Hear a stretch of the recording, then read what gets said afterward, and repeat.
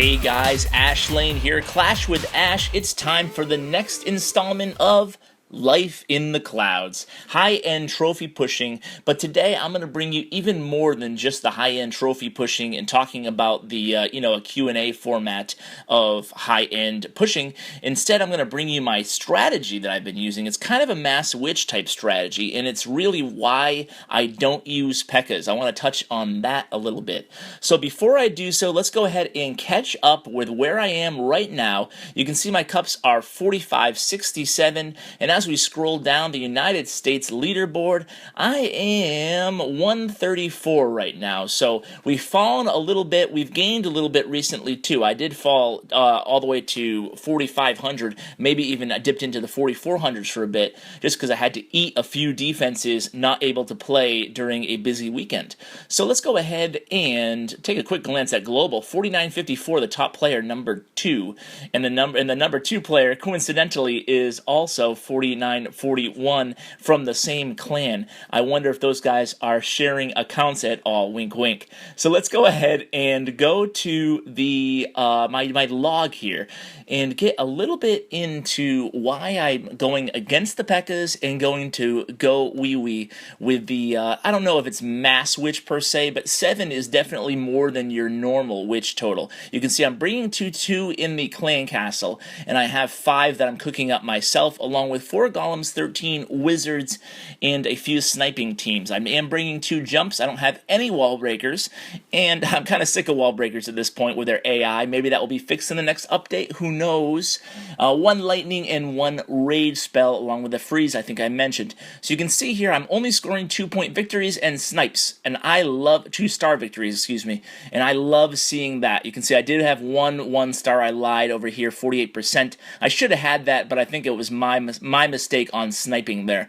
But you can see everything else is 2 stars, and it's I haven't gotten any whales, so it's 12, 8, 10, 1, 12, 14, 12, that. And you can see on defense, ouch. Minus 19, minus 24, minus 5, minus 11, 6, 13, 7. So I guess recently has been the worst. 19 and 24. Ouch, that really hurts. But anyway, let's get into these strategies. Let's talk about why I'm using such witch-heavy GoWiWi and why I've totally dropped Pekkas from my arsenal. Well, it has nothing to do with Pekkas being a bad troop, or I'm going to go ahead and show a replay as I discuss this one. Then I'll go into the strategy more on the second replay. First, I'm going to discuss why I'm bringing so many witches and so little Pekkas. So you can see in this strategy, I'm going to kind of go into that Archer Queen into the single target Inferno, opposite side clan castle. But as I do, these open base layouts, meaning that there's a huge area between the outer wall and the inner wall, I just find that Pekkas don't do nearly as well as those witches, especially under the rage. But more importantly, these bases are designed to get your golems to go around the base. You can see my golems all going to the north, heading towards the north there, and heading towards the south. That's what these bases are designed to do. So how do you mitigate that? How do you stop that from happening? Well, it's tough to stop that from happening. You either have to have a really wide flanking team of golems. I'll go ahead and link that video where I discuss that strategy right now. Or you can bring a bunch of witches rather. If you bring a bunch of witches and rage them, all those skeletons that are summoned by all those witches actually do a great job as your main unit, compensating for the lack of golems there. So 7 witches under rage can actually mitigate 2 Inferno towers. That's a lot of firepower, and that's plenty to let your your 13 wizards and your Archer Queen go to town there and get the successful victory. You can see my sniping team kind of got taken out there, but it's okay. I already had the 2 stars, 14 cups. I'll take it, especially at this level. I am waiting for a long time. I guess an average of about 2 hours in between attacks. It's pretty bad up here lately. So we'll go ahead and go to the second replay here. And once again, I'll discuss more of the attack strategy on this replay. So once again, these open source bases open layout, meaning that there's just such a huge wide space using up most of the map as far as the defensive units allocations are just so spread out. So you can see the resource ring trying to distract those golems. You can also see that the one of the infernos is set to single. That seems to be the trend now in the game. I'm running into more and more of one on each.